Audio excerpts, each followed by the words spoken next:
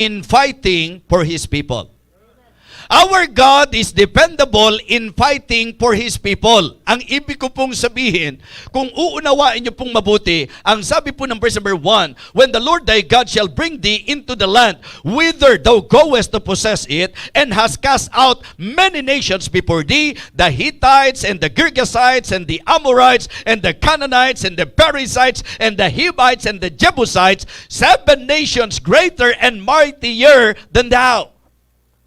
So, itong mensaheng magandang maintindihan nyo, na kung tutusin po, Diyos na mismo ang nagpahayag po, mga kapatid, sa pamagitan po ng panulat na ito, na sinasabi niya na yung mga tinukoy na nasyon na yon, kung lakas at lakas ang pag-uusapan laban sa bayan, sila po ay mas malakas.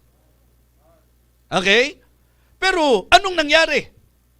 Bakit sila nagtagumpay? Ikaw sa buhay mo, mas malakas ka ba kaysa sa kaaway? In fact, generally, bilang mga Kristiyano, niliwanag naman po sa atin na kung ang pag-uusapan laban natin sa talagang kalaban, si Satanas po ang ating kalaban at alam natin na wala po sa ating mas malakas kay Satan. Satan is stronger than us. Siya po'y mas malakas kaysa sa atin. And the only way for us na tayo po'y magtagumpay sa kalaban na sa katotohanan mas malakas sa atin, katulad ng paglalarawan dito po sa ating teksto na ang mga nations na binanggit po in reality, they are stronger than the people of God. But listen, dahil Diyos ang nakipaglaban para sa kanila, lahat ng ito ay kanilang napagtagumpayan. Amen? Anong importanteng message? Minsan kasi ang takbo ng isip mo, parang hindi ko na kaya yung laban sa buhay. Parang gusto ko nang sumuko. Parang gusto ko nang bumitaw. Parang gusto ko nang bumigay. Mga kapatid, alam nyo po, kung yung kaisipang yan ay kaisipan na wala ka sa Diyos, naiintindihan ko yan. But if you are claiming na ang Diyos ay nasa sayo at ikaw ay sa Diyos, nakakalungkot yan. Ano ang silbi na ang Diyos natin ay makapangyarihang Diyos kung hindi mo siya pangahawakan na ikaw ay kanyang ipaglalaban? Amen? Our God is dependable in fighting for His people. Tayo po'y special people. Yes, sa konteksto nito, Israelites po yan. Pero gusto kong malaman nyo na nasa sulat ni Peter, ni Apostle Peter, tayo pong mga Kristiyano ang tinutukoy na peculiar people, chosen nation. Mga kapatid, tayo po ay mga espesyal sa ating Panginoon. Amen? At ang napakaganda po na sinabi niya, doon sa inyong naging karanasan, itong mga bansa na ito, na kung tutuusin, higit kaysa sa inyo, mas malalakas kaysa sa inyo. Pero anong ginawa ng Panginoon? Kaya ito ang sabi niya sa verse number 2, and when the Lord thy God shall deliver them before thee, thou shalt smite them and utterly destroy them. Thou shalt make no covenant with them, nor shew mercy unto them, neither shalt thou make marriages with them. O dito naman po natin ibinabatay na sa usapang Kristiyano, meron talagang mga hindi po pwede at hindi dapat sa atin. Opo, kumbaga sa application natin, be ye not unequally yoked together with the unbelievers, di po ba?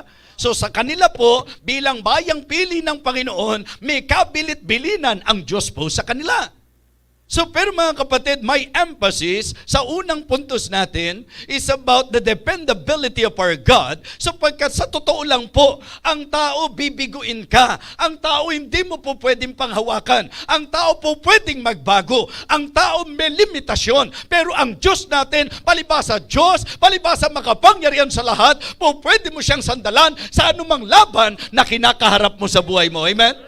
Walang laban na hindi mo mapagtatagumpayan dahil po ang Diyos natin dependable. Kaya yung problema na meron ka ngayon, kung yan ang tinitingnan mong laban, may Diyos na pakikipaglaban ka sa problema na yan. Kung may mga attackers ka, kung may mga persecutors ka, kung may mga adversities, meron pong mga kaaway o kalaban, mga kapatid, ang Panginoon ang siyang makikipaglaban para sa atin. Amen?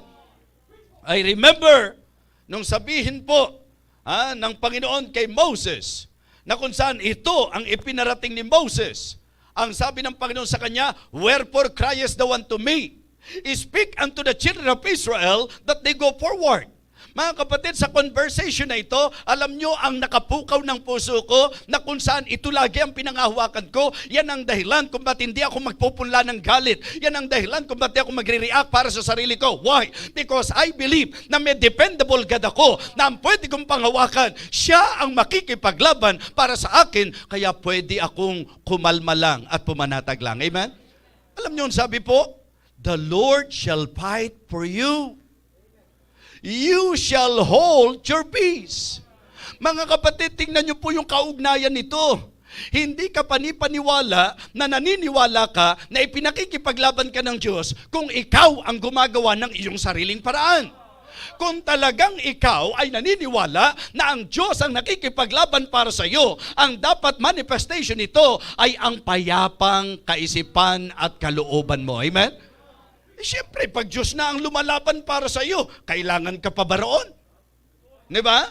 Kailangan ka pa ba? No! Kapag pinag-usapan natin, yung Diyos natin, yung seguridad po natin, it is because siya po ay mapangahawakan na siya po ang makikipaglaban para sa kanyang tao. Amen?